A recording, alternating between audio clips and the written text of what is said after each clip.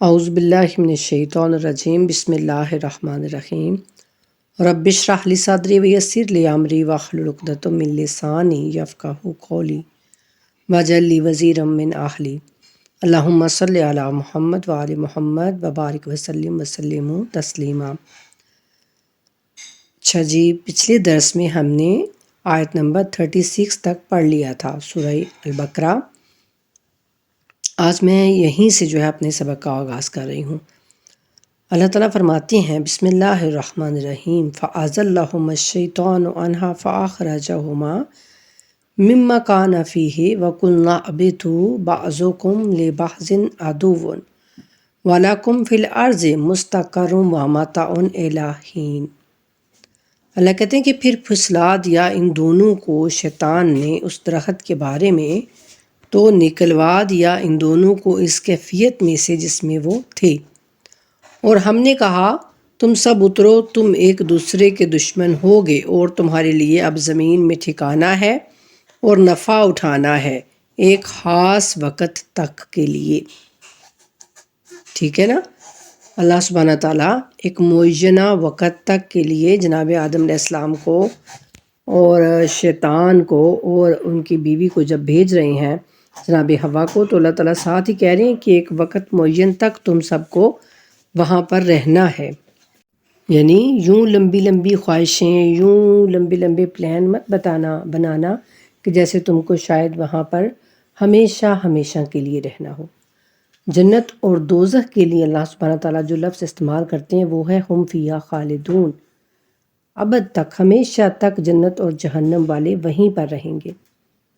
لیکن جب اللہ سبحانہ تعالیٰ نے دنیا کے لیے جو لفظ استعمال کیا کہ میں تم کو بھیج رہا ہوں زمین پر، تو کہا کہ الہین، ایک معین وقت تک، ایک مقررہ وقت تک تمہیں وہاں پر رہنا ہے۔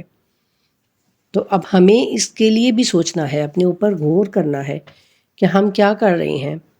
اگر ہمیں کہیں پر کچھ دنوں کے لیے رہنا ہو، مثال کے طور پہ ہم کسی کرائے کے گھر پہ رہتے ہیں اور ہمیں پتہ ہے کہ ہمارا اپنا گھر بن رہا ہے، ہمیں وہاں پر شفٹ ہو جانا ہے، تو وہاں پر ہم کیسے اس گھر میں رہتے ہیں؟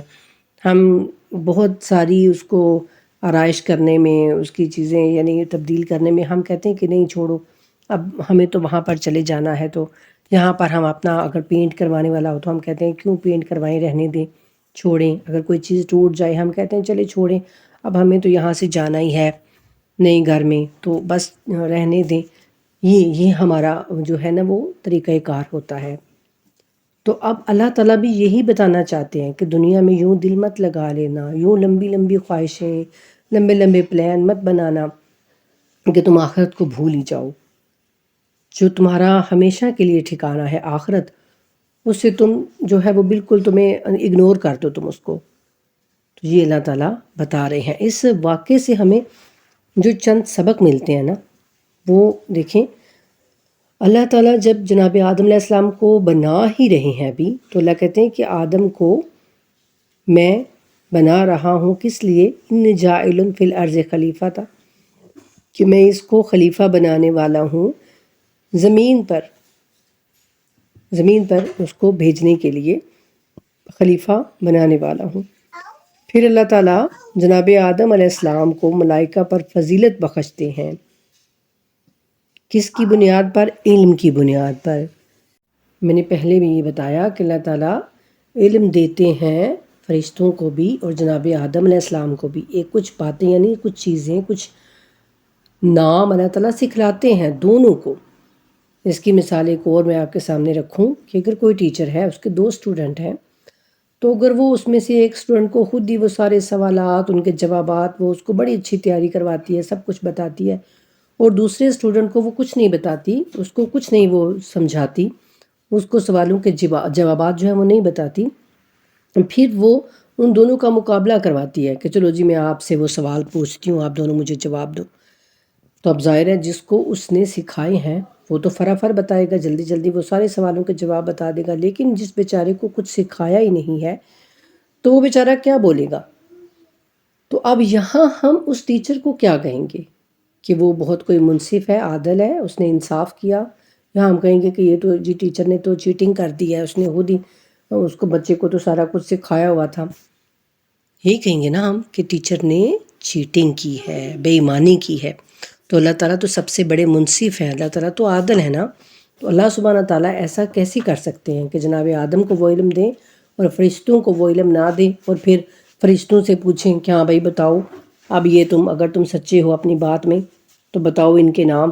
تو یہ کیسے ممکن ہے؟ ایسا بالکل بھی نہیں ہے. تو اللہ تعالیٰ نے آدم کو بھی وہ نام بتائے، فرشتوں کو بھی علم سکھایا، سارا کچھ جو بھی تھا. اس کے بعد اللہ سبحانہ تعالیٰ نے ان کا ٹیسٹ لیا. جب ٹیسٹ میں جناب آدم علیہ السلام پاس ہو گئے تو پھر اللہ تعالیٰ نے ان کو ملائکہ پر فضیلت بخشی اور کہا کہ اب تم سب کے سب فرشتے جو ہو جناب آدم علیہ السلام کو سجدہ کرو، اس کے سامنے جھک جاؤ. کس پر؟ علم کی بنیاد پر. تو پھر جب سب فرشتوں نے سجدہ کیا سوائے ابلیس کے، اللہ تعالیٰ کہتے ہیں کہ ابلیس نے سجدہ نہیں کیا کیونکہ وہ تکبر میں آ گیا، غرور میں آ گیا. وہ جنات میں سے تھا، اس نے کہا کہ میں تو آگ سے بنا ہوا ہوں اور یہ مٹی سے بنے ہیں، تو میں کیسے ان کو سجدہ کروں، میں افضل ہوں. تو یہاں پر اللہ تعالیٰ ہمیں بتاتے ہیں کہ دیکھو غرور اور تکبر مت کرنا. کسی بھی بات میں غرور اور تکبر اللہ تعالیٰ کو پسند نہیں ہے. یہ بھی اس واقعے سے ہمیں پتہ چلتا ہے. پھر اللہ تعالیٰ اس کو ہمیشہ کے لیے رد کر دیتے ہیں، جبکہ ہم دیکھتے ہیں کہ اللہ تعالیٰ پہلے اس کو بہت ساری فضیلتیں عطا کرتے ہیں، یہاں تک کہ اسے فرشتوں کے ساتھ رہنے کا جو ہے وہ موقع مل جاتا ہے، رہ رہا ہوتا ہے وہ فرشتوں کے ساتھ. لیکن اب جب وہ اللہ کی نافرمانی کرتا ہے، غرور اور تکبر کرتا ہے، تو اللہ تعالیٰ اس کو کہتے ہیں کہ اب تم دفع ہو جاؤ، یہاں سے نکل جاؤ. یوں اس واقعے سے ہمیں پھر پتہ چلتا ہے کہ اللہ تعالیٰ جناب آدم کو جو دنیا میں بھیجتے ہیں تو ظاہر ہے وہ پہلے ہی دنیا کے لیے ہی بنائے گئے تھے. یہ نہیں ہے کہ ان سے وہ غلطی ہوئی، وہ جو ہے وہ انہوں نے پھل کھا لیا تو پھر اللہ نے ان کو دنیا پر بھیجا، دنیا میں سزا کے طور پر. ایسا نہیں ہے، کیونکہ اگر ایسا ہوتا تو جب یہ آگے والی آیت آ رہی ہے کہ اللہ تعالیٰ پھر ان کی دعا کو قبول کرتے ہیں اور ان کو معاف کر دیتے ہیں، تو معافی کے بعد پھر وہ واپس جنت میں چلے جاتے. تو ایسا تو نہیں ہوا نا. لیکن یہ سب ایک یعنی اللہ تعالیٰ کی طرف سے ایک آزمائش تھی جناب آدم علیہ السلام کی، کہ اللہ تعالیٰ نے ان کو آزمایا کہ وہ کس طرح سے یعنی اپنے شیطان سے بچنے کے لیے کیا کرتے ہیں. لیکن چونکہ وہ اس وقت اس حالت میں تھے کہ شیطان نے ان پر جو ہے وہ بڑی ہی مکاری اور عیاری سے جو ہے ان پر حملہ کیا اور وہ اس کے بہکاوے میں آ گئے، تو ان سے وہ گناہ نہیں ہوا تھا. نعوذ باللہ. جو ہوتا ہے نا، انبیاء ہوتے ہیں، جو رسول ہوتے ہیں، وہ گناہ نہیں کرتے، وہ معصوم ہوتے ہیں.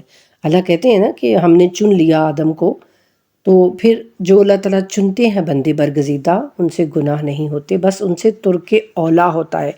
یعنی کوئی کام ایسا کہ اگر وہ نہ کریں تو بہت بہترین ہو، اور اگر ان سے ہو بھی جائے، جیسے جناب یونس علیہ السلام کو اللہ کہتے ہیں کہ آپ نے اس طرح سے کیا تو اللہ تعالیٰ نے ان کو مچھلی کے پیٹ میں رکھا، پھر اللہ تعالیٰ کہتے ہیں ہم نے اس کو معاف بھی کر دیا. تو یہ ترک اولا ہوتا ہے، گناہ نہیں ہوتا. تو پھر اللہ تعالیٰ ان کو زمین پر بھیجتے ہیں اور کہتے ہیں کہ خاص وقت تک تم کو وہاں پر رہنا ہے، اور تم سب ایک دوسرے کے دشمن ہو گئے. یعنی شیطان ہمیشہ تمہارا دشمن رہے گا، وہ کبھی بھی تمہارا دوست نہیں بنے گا. تو اس چیز کو انسان کو سمجھانے کے لیے کہا گیا کہ وہ ہمیشہ تمہاری برائی ہی چاہے گا، کبھی بھی تمہاری اچھائی نہیں چاہے گا. آگے اللہ کہتے ہیں کہ فتلقا، پھر حاصل کر لیے آدم من ربہ ہی، اپنے رب سے، کلمات، کچھ کلمے. فتابہ، پھر اس نے توبہ قبول کی، علیہ، اس کی، انہو، بے شک وہ، ہوا وہ، التواب، توبہ قبول کرنے والا، الرحیم ہے، سب سے بڑھ کر رحم کرنے والا ہے. یعنی جو ہی جناب آدم علیہ السلام نے پھر اللہ کے حضور میں توبہ کی، کلمات کہے، تو اللہ تعالیٰ نے فوراً اپنی رحیم والی جو رحمت ہے وہ ان پر نچھاور کی اور فوراً ان کی توبہ کو قبول کر لیا. یعنی اللہ تعالیٰ نے ذرہ برابر بھی جو ہے وہ دیر نہیں لگائی. اور اسی طرح اللہ تعالیٰ قرآن میں کہتے ہیں کہ میں تو بڑا ہی مہربان ہوں میرے بندو، اگر تم نے اپنی جانوں پر ظلم کر لیا ہے تو گھبراؤ نہیں، جھجکو نہیں، شرماؤ نہیں، بس میرے سامنے آ کے جھک جاؤ، مجھ سے توبہ کرو، میں تمہاری توبہ کو قبول کروں گا، کیونکہ میں ہی سب سے بڑھ کر توبہ قبول کرنے والا اور سب سے بڑھ کر رحم کرنے والا ہوں. یہ اللہ سبحانہ تعالیٰ قرآن کریم میں فرماتے ہیں. تو یہاں پر بھی اللہ تعالیٰ کہتے ہیں کہ جب آدم نے اپنے رب سے وہ کلمات سیکھی اور پھر اس نے اپنے رب سے یعنی وہ دعا کی تو فوراً اللہ نے ان کی دعا کو قبول کیا، اور سب سے بڑھ کر جو رحیم والی رحمتیں ہوتی ہیں وہ ان پر نچھاور کی۔ تو آگے اللہ کہتے ہیں کہ قُلْنَا اَبِتُوا، ہم نے کہا تم اتر جاؤ، منہا یہاں سے، جمیعاً سب، فَإِمَّا پس جب، یَأْتِیَنَّکُم تمہیں پہنچے، منی میری طرف سے، ہدن کوئی ہدایت، فمن تابع سو جو چلا، ہدایا یعنی جس نے اتباع کی، فمن تابع جس نے اتباع کی یعنی جس نے وہ بات مان لی، ہدایا میری ہدایت، فلا تو نہ خوفن کوئی خوف علیہم ان پر، ولا ہم اور نہ وہ یحزنون غمگین ہوں گے۔ اللہ تعالیٰ نے ساتھ ہی جب بھیجا اور ساتھ ہی یہ ساری بات کر کے تو یہ بھی کہا کہ ہم نے ان سے کہا کہ تم سب کے سب جو ہے یعنی زمین پر اتر جاؤ، تو پھر جب بھی آئے تمہارے پاس میری جانب سے کوئی ہدایت یعنی کوئی نبی یا پھر تمہارے اوپر کوئی وحی آئے، جناب آدم علیہ السلام سے کہا میری طرف سے کوئی ہدایت آئے، تو جو لوگ میری اس ہدایت کی پیروی کریں گے ان کے لیے نہ کوئی خوف ہوگا اور نہ ہی وہ حزن سے دوچار ہوں گے، یعنی وہ غم زدہ بھی نہیں ہوں گے۔ یہاں خوف اور غم کا لفظ ہے۔ خوف کس چیز کو کہتے ہیں کہ جو کوئی چیز یعنی مثال کے طور پہ آنے والی ہوتی ہے، یعنی کہ مستقبل کا انسان کو خوف ہوتا ہے، کوئی چیز ڈر یا خوف، اور غم حزن، غم کس کو کہتے ہیں کہ کوئی چیز ہم سے بچھڑ جائے، کوئی چیز ہمارے پاس تھی وہ نہیں رہی تو اب اس کے جانے کا ہمیں غم ہے۔ تو اگر کوئی چیز یعنی جیسے مثال کے طور پر قیامت کا ڈر ہے، خوف ہے، جو پکا اور سچا مومن ہے اس کو اللہ سے ملنے کا خوف ہے کہ پتہ نہیں میں یہاں پر گناہ کر رہا ہوں تو قیامت میں میرے ساتھ کیا ہونے والا ہے، تو وہ اس کو خوف ہے، ایک ڈر ہے۔ تو اللہ کہتے ہیں کہ نہ پھر جو میری پیروی کرے گا نا میری ہدایت کی، تو نہ ان کو کوئی خوف ہوگا اور نہ ہی وہ غم سے دوچار ہوں گے۔ یعنی غم یہ اس چیز کا بھی ہو سکتا ہے کہ دنیا میں جو ان کے پاس معلومات تھا وہ سب ان سے چھن گیا، تو اب جب ان کو جنت ملے گی تو ان کو وہ کوئی غم نہیں رہے گا، وہ بالکل بھی غم زدہ نہیں ہوں گے، کہ ان کو اتنا مل جائے گا کہ پھر وہ جو چیزیں یہاں پر تھی وہ ان کو بے معنی لگنے لگیں گی، تو پھر انہیں کوئی غم نہیں رہے گا، اور جب وہ اپنے رب کی رحمت کو پا لیں گے تو پھر ان کو کوئی خوف بھی نہیں رہے گا، پھر وہ خوف سے بھی یعنی ان کا دل جو ہے وہ نہیں ڈرے گا، ان کو خوف نہیں ہوگا۔ آگے اللہ کہتے ہیں والذین کفروا، اور جن لوگوں نے کفر کیا، انکار کیا، وکذبوا اور جھٹلا دیا، بآیاتنا ہماری آیات، اولئک وہی اصحاب النار دوزخ والے ہیں، ہم فیہا وہ اس میں، خالدون ہمیشہ رہیں گے۔ یہاں آپ نے دیکھا نا لفظ خالدون آیا، تو جو ہمیشہ یعنی پھر وہ جہنم میں رہیں گے۔ کون لوگ ہوں گے ہمیشہ جو دوزخ میں رہیں گے؟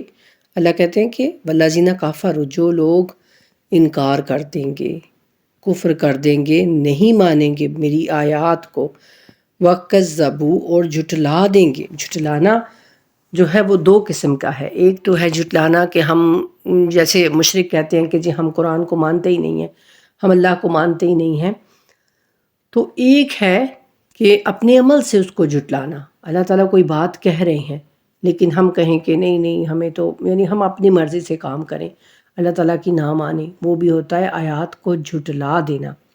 چاہے وہ ہم پھر قرآن پہ بڑا ہمارا جو ٹرسٹ ہو، ہم جی قرآن پہ بڑا وہ اس کو محبت سے رکھیں، اس کو بڑا چومیں، لیکن اگر اس میں جو موجود ہیں آیات ان کی ہم پیروی نہیں کرتے، ہم ان کو فالو نہیں کرتے، تو پھر اس کا مطلب ہے کہ ہم بھی یہ جھٹلانے والوں میں شامل ہیں۔ جو اللہ کہتے ہیں نا کہ وَكَذَّبُوا، انہوں نے جھٹلا دیا ہماری آیات کو، تو پھر وہ دوزخ میں رہیں گے ہمیشہ ہمیشہ، تو پھر استغفر اللہ ہم بھی اس میں شامل ہو جائیں گے۔ مثال کے طور پر جیسے کوئی کہے کہ جی مجھے جی آپ سے بڑا پیار ہے، کسی سے کوئی کہے کہ مجھے آپ سے بڑی محبت ہے، میں بڑی آپ کی عزت کرتا ہوں، لیکن اگر وہ کوئی کام کہے ان سے کہ اچھا آپ یہ کام ذرا کر دیں، تو وہ کام نہ کرے، کام کو اگنور کر دے، بات کو مانے ہی نہیں، تو پھر وہ کیا کہیں گے کہ بھئی ہاں آپ واقعی اپنے دعوے میں سچے ہیں، آپ کو بڑا مجھ سے محبت ہے، بڑی پیار ہے، بڑا پیار ہے آپ کو مجھ سے، نہیں نا، وہ کہیں گے کہ بھائی یہ تو ایک نمبر کا جھوٹا ہے، زبان سے تو یہ دعوے کرتا ہے کہ مجھے آپ سے بڑا پیار ہے، بڑی محبت ہے، میں آپ کے لیے جان بھی دے سکتا ہوں، یہ بھی جیسے آج ہمارے نعرے ہیں کہ اسلام پر ہماری جان بھی قربان ہے، قرآن کے لیے ہم مر مٹنے کو تیار ہیں، تو محمد صلی اللہ علیہ وآلہ وسلم کی عزت ناموس پر جو ہے وہ ہماری جانیں قربان ہے، یہ ہمارے نعرے ہوتے ہیں، بس زبانی نعرے۔ وہ سارا کچھ ہمارے عمل کے اندر بھی، ہماری زندگیوں کے اندر بھی نظر آنا چاہیے، تو پھر تب ہم بنیں گے کہ ہاں بھائی واقعی ہمیں رسول اللہ سے بہت محبت ہے۔ اگر ہم واقعاً ان سے محبت کرتے ہیں تو پھر وہ ہماری زندگی میں وہ محبت، وہ پیار ان کا چھلکے گا۔ تو یہ اللہ کہہ رہے ہیں کہ جنہوں نے کفر کیا نا، جنہوں نے انکار کر دیا اور جنہوں نے جھٹلایا ہماری آیات کو، تو پھر وہ ہمیشہ ہمیشہ دوزخ والے رہیں گے۔ اللہ ساتھ ہی بتا کے وہاں سے جناب آدم کو ساری بات بتا کے بھیج رہے ہیں، ٹھیک ہے، جو ہمارے جد ہیں، جو ہمارے باپ ہیں، ان سے یہ ساری گفتگو ہو چکی ہے، تو یعنی ہمارے لیے اب اللہ تعالیٰ اس کو رپیٹ کر رہے ہیں کہ دیکھو یہ ساری باتیں ایک یعنی ایک معاہدہ ہو گیا تھا، ایک جو وعدہ ہوا تھا تمہارے باپ سے، اور اب تم سب اس میں شریک ہو، تو اب یہ ساری آیات ہمارے لیے ہیں۔ اس کے بعد اللہ کہتے ہیں کہ یا بانی اسرائیل، اے اولاد یعقوب، اذکرو، تم یاد کرو، نعماتی، میری نعمتیں، اللہ تی جو انعام تو میں نے بخشی علیکم تمہیں، واوفو، اور پورا کرو، بیعہدی، میرا وعدہ، اوفے، میں پورا کروں گا، بیعہدکم، تمہارا وعدہ، وایایا، اور مجھ ہی سے فرحبون، ڈرو۔ بنی اسرائیل کون تھے؟ اب یہ ایک بہت ہی عجیب و غریب، یعنی آپ کہہ لیں کہ قوم کا واقعہ اللہ سبحانہ تعالیٰ جناب آدم علیہ السلام کے واقعہ یہاں تک مکمل ہوا، اب یہاں سے آگے یہودیوں کا واقعہ جو ہے شروع ہو گیا۔ بنی اسرائیل ان کو اس لیے کہا جاتا ہے کہ جناب یعقوب علیہ السلام کی اولاد تھے، اور اسرائیل جو ہے یہ عبرانی زبان میں جیسے ہم کہتے ہیں عبداللہ، اللہ کا بندہ، تو عبرانی جو ان کی زبان تھی اس میں اسرائیل کا مطلب یہی تھا کہ اللہ کا بندہ۔ جناب یعقوب کو اسرائیل کا لقب یعنی ان کا تھا، تو پھر اللہ تعالیٰ نے تقریباً جہاں بھی ان کا ذکر آیا تو اللہ تعالیٰ ان کو بنی اسرائیل ہی کہہ کر مخاطب کرتے ہیں کہ اے یعقوب کی اولاد، تم یاد کرو۔ یہ وہ یعنی یہودی جو آج ہیں، یہ اس وقت وہ یہ قوم تھی، بنی اسرائیل ان کو کہا جاتا تھا۔ جب رسول اللہ صلی اللہ علیہ وآلہ وسلم یعنی مبعوث ہوئے تھے، تو یہ ایسی قوم تھی ایک کہ جب یہ اپنی توریت میں پڑھتے کہ رسول اللہ صلی اللہ علیہ وآلہ وسلم ایک آخری پیغمبر آئیں گے، ان کا یعنی جو دین ہے وہ پوری دنیا پر چھا جائے گا، پوری دنیا پر وہ حکومت کریں گے، تو یہ بہت ہی محبت سے یعنی وہ ذکر کرتے۔ اور پھر جب انہوں نے یہ پڑھا کہ وہ فاران کے پہاڑوں پر جو ہے وہ یعنی کہ آئیں گے، اور اس طرح سے یعنی نشانیاں جو ان کو وہ نظر آئیں، وہ مکہ میں یعنی کہ وہ مدینہ میں یعنی کہ وہ آئیں گے اور وہاں پر وہ ان کا رہن سہن ہوگا، تو یہ کہتے ہیں کہ یہ شام، فلسطین جو آج یہ سارا علاقہ ہے نا، وہاں سے یہ اٹھ کے آ گئے تھے یہودی، اور آ کر یہ مدینے میں آباد ہو گئے کہ جب رسول اللہ صلی اللہ علیہ وآلہ وسلم آئیں تو ہم سب سے پہلے ان پر ایمان لے آئیں اور ہم ان کے ساتھی بنیں، ہم ان کے مددگار بنیں، اس نیت سے یہ وہاں پر آ کر آباد ہونا شروع ہو گئے مدینے میں، ٹھیک ہے۔ اور پھر ان کے ساتھ وہاں پر کچھ جو ہے وہ کافر اور مشرک بھی وہ بھی وہاں پر آباد تھے، وہ بھی وہاں پر رہ رہے تھے۔ تو جب یہ ان کی آپس میں بہت جنگیں ہوا کرتی تھی، بہت لڑائیاں ہوا کرتی تھی، جب یہ ان کے آپس میں جنگ اور لڑائیاں ہوتی نا تو وہ ان کو مارتے یعنی کفار، تو یہ کہتے کہ تم فکر مت کرو، ہمارا وہ نبی، آخری نبی، وہ ہمارا آ رہا ہے، تو جب وہ آ جائے گا نا تو دیکھنا پھر ہم اس کے ساتھ مل کر تمہارا کلا کما کریں گے، تمہیں ختم کر دیں گے، تمہیں مدینے سے نکال دیں گے، یہاں پر پوری دنیا میں پھر ہمارا ہی یعنی بول بالا ہوگا، تو اس اللہ کے دین کا بول بالا ہوگا۔ یہ باتیں وہ کیا کرتے تھے جناب محمد مصطفیٰ صلی اللہ علیہ وآلہ وسلم کے آنے سے پہلے۔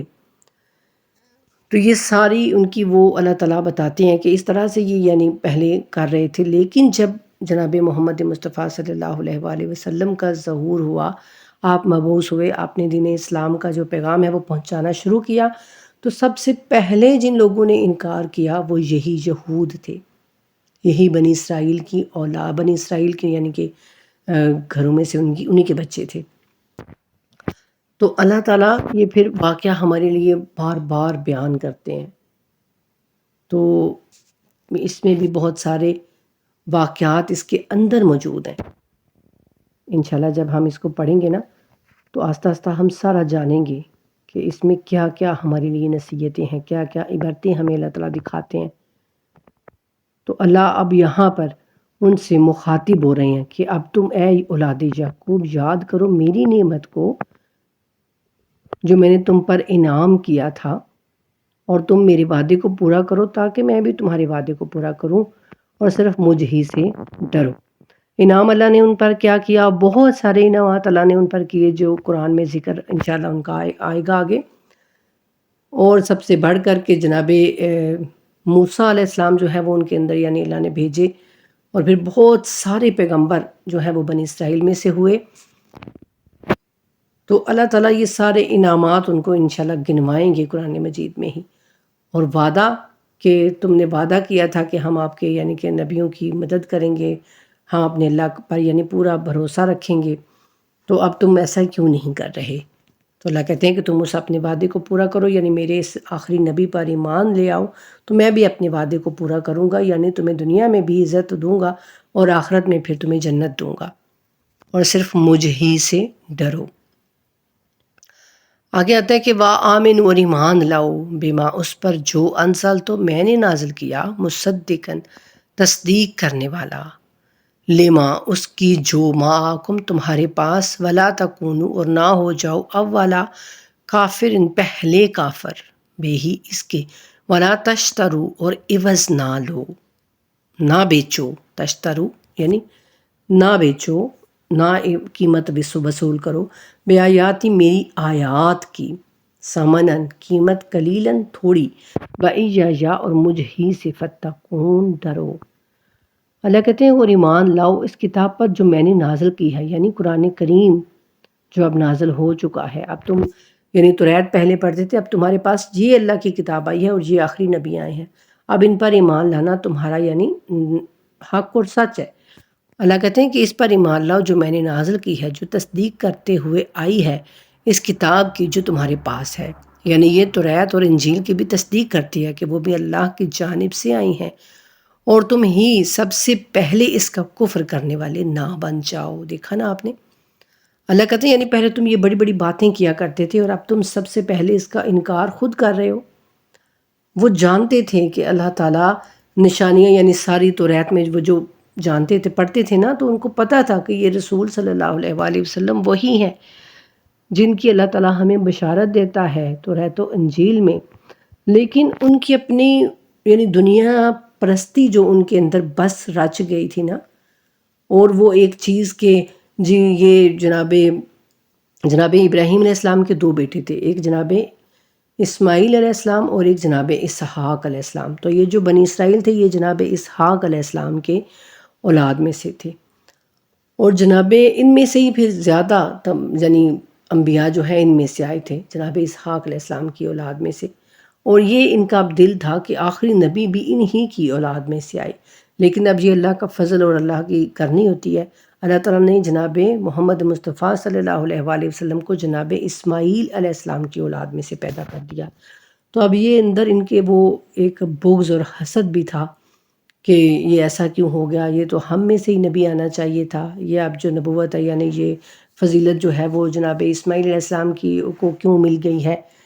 تو یہ بغض بھی ان کو تھا، حسد بھی تھا، اس وجہ سے بھی وہ رسول اللہ صلی اللہ علیہ وآلہ وسلم پر ایمان نہیں لا رہے تھے. اور دوسرا دنیا پرستی، دنیا کے اندر اس قدر وہ کھو گئے تھے، پیسہ ان کو بہت پیارا ہو گیا تھا، دنیا کی لذتیں ان کو بہت بھا گئی تھیں، جس کی وجہ سے پھر وہ قرآن کے مطابق جو اپنی زندگیاں وہ دیکھتے تو ان کو بہت وہ یہ یعنی مشکل لگتی، کیونکہ انہوں نے اتنی تحریف کر لی ہوئی تھی توریت میں کہ اب بس قرآن یعنی ان کو لگتا کہ بس اب یہ تو بڑی کوئی مشکل کتاب ہے، کوئی بڑا ہی ایسا ہے کہ ہم اس پر عمل نہیں کر سکتے. اس قدر تحریف کر لی ہوئی تھی انہوں نے قرآن کریم میں. اور ایک بات یہاں پر آپ کو یہ بھی بتاؤں کہ کہتے ہیں کہ جب وہ وہاں پر آ کر بس گئے تھے مدینے میں، تو اب وہاں پر جو ان کی زبان وہاں بولی جاتی تھی وہ عربی تھی. تو وہ پھر اپنے بچوں کو ظاہر ہے عربی سکھانے میں لگ گئے کہ اب جو ہے دنیا میں ان کو آگے بڑھنا ہے. جیسے جیسے ہم آج دیکھ لیں کہ اردو سے زیادہ ہماری یہ ہوتی ہے کہ انگلش بچوں کو آنی چاہیے جی، انگلش میڈیم اسکول میں پڑھائیں، اعلیٰ جہاں پر انگلش اچھی سے اچھی بولی جائے، تاکہ ان کو جی آگے بڑھنا ہے، ان کو جا کے بیرون ملک وہ ہے وہ اچھے کام کر سکیں، جا کے وہاں پر جو ہے اچھا پیسہ کما سکیں. تو اس لیے ہم جو ہے بچوں کو یہ فوکس کرتے ہیں کہ ان کو انگلش زبان آئے. اب یہاں پر ہم آئے ہیں اسپین میں، تو یہاں پر بھی اسپینش ہے، تو ہم بھی یہ چاہتے ہیں کہ بچوں کو اسپینش آئے تاکہ وہ یہاں پر جو ہے وہ بات چیت کر سکیں، یعنی مجبوری ہے. تو اسی طرح ان کی بھی ایک مجبوری تھی کہ انہوں نے وہ زبان ان کو سکھلائی اپنے بچوں کو، لیکن اپنی عبرانی زبان کو وہ بھول گئے، بالکل ہی عبرانی کو وہ بھول گئے اور عربی انہوں نے یاد کر لی.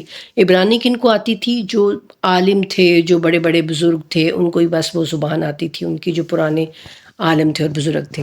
تو بس ان کی جو کتاب عبرانی میں تھی نا، وہ اس کو اچھی طریقے سے وہی سمجھ سکتے تھے، وہ جو بزرگ تھے، وہ جو عالم تھے. تو دوسرے اب جو عام طبقہ تھا وہ اس سے کٹ گیا اپنی توریت سے، کہ انہیں بالکل بھی سمجھ نہیں آتی تھی. وہ کہتے تھے ہاں جو یہ بات کر رہے ہیں وہ بالکل ٹھیک ہے، یعنی یہ ہمیں صحیح بات بتا رہے ہیں. اب چاہے وہ اپنی طرف سے جو کچھ مرضی بول کے ان کو کہتے کہ یہ توریت میں لکھا ہوا ہے، وہ مان لیتے. اس چیز کی بھی اللہ تعالیٰ قرآن میں کہتے ہیں کہ یعنی وہ اپنی طرف سے باتیں کر کے تو وہ کہتے ہیں کہ یہ قرآن ہے. تو یہ بھی چیز بنی ان کی کہ وہ توریت سے دور ہو گئے. اس لیے آج ہمارے بچوں کو چاہے آپ انگلش پڑھائیں، چاہے آپ اسپینش، چاہے آپ جو بھی ان کو پڑھائیں، لیکن کوشش کریں کہ ان کو کم از کم اردو اور عربی بھی تھوڑی تھوڑی آنی چاہیے. اردو تو ان کو آنی چاہیے کہ وہ اس کا کم از کم ترجمہ تو اس کا وہ پڑھ سکیں، پھر ان کو عربی میں تھوڑی بہت دلچسپی ہو، عربی زبان ان کو تھوڑی آئے. کچھ تو گھر میں ایک بچہ تو ایسا ہو جو عربی زبان سیکھے، تاکہ وہ آگے پھر دوسروں کو کچھ بتا سکے، کچھ سکھا سکے. لیکن اگر آج ہم بھی اردو اور عربی سے کٹ جائیں گے تو پھر ہمارا بھی حال وہی ہوگا کہ بس عالم. آج آپ مولویوں کو آپ خود دیکھ لیں، مولوی جو ہے وہ کوئی کچھ کہہ رہا ہے، کوئی کچھ کہہ رہا ہے، کچھ سمجھ ہی نہیں آتی. یعنی انسان کنفیوز ہو جاتا ہے کہ بھائی کس کی بات. اگر ایک مسئلہ آپ کو درپیش ہے تو آپ نیٹ سے نکالیں گے نا کہ بھائی یہ ایک مسئلہ میں اس کا حل چاہتا ہوں، تو باخدا آپ کو 100 حل اس کے مل جائیں گے. تو آپ اس سے بھی زیادہ کنفیوژن کا شکار ہو جائیں گے کہ اب میں کس پر عمل کروں. یہ حال ہے ہمارا. تو اگر ہم نے اب عربی اور اردو کو چھوڑ دیا ان کی طرح، تو پھر آگے جا کے ہمارا جو حال ہے وہ اس سے بھی بدتر ہونے والا ہے. تو ان کے اندر بھی یہ بھی بات تھی کہ وہ اپنی عبرانی زبان کو بھول گئے تھے. تو یوں وہ اپنی کتاب سے بھی کٹ گئے اور بس جو ان کے وہ عالم کہتے بس وہ اسی کے پیچھے پیچھے چل پڑتے. تو اللہ کہتے کیا کہہ رہے ہیں؟ اور ایمان لاؤ اس کتاب پر جو میں نے نازل کی ہے، جو تصدیق کرتے ہوئے آئی ہے، اس کتاب کی جو تمہارے پاس ہے، اور تم ہی سب سے پہلے اس کا کفر کرنے والے نہ بن جاؤ، اور میری آیات کے عوض حقیر سی قیمت قبول نہ کرو.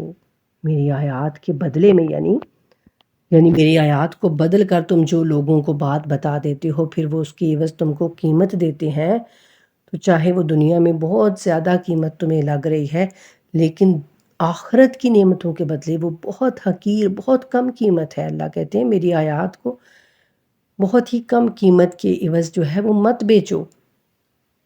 اس کا مطلب کہ وہ اللہ کی آیات کو بیچ رہے تھے. بیچنے کا مطلب یہ ہے کہ اللہ کی آیات کو توڑ موڑ کر اپنی مرضی سے اس کا مفہوم نکال لینا اور پھر اس پر لوگوں کو بتانا اور لوگوں سے پیسے وصول کرنا. ٹھیک ہے نا؟ یہ اس کا مطلب ہے. اللہ کہتے ہیں کہ صرف میرا تقوی اختیار کرو، یعنی مجھ سے ہی ڈرو، صرف مجھ سے ہی ڈرو اور مجھ ہی سے بچتے رہو. یعنی جب تم مجھ سے ڈرو گے تو پھر ظاہر ہے تم ایسے کام نہیں کرو گے کہ میرے عذاب کے جو ہے وہ مستحق قرار پاؤ. تو مجھ ہی سے ڈرتے بھی رہو اور مجھ سے بچتے رہو. آگے اللہ کہتے ہیں وَلَا تَلْبِسُوا، اور نہ ملاؤ الحق کا حق بالباطل باطل سے، وَتَكْتُمُوا، اور نہ چھپاؤ الحق کا حق وَأَنْتُمْ، جبکہ تم تعلمون جانتے ہو. اللہ کہتے ہیں نہ ملاؤ، نہ گڈمڈ کرو آپس میں، یعنی حق بات کو، یعنی آیات میں اپنی طرف سے باتیں مت ملاؤ. ٹھیک ہے؟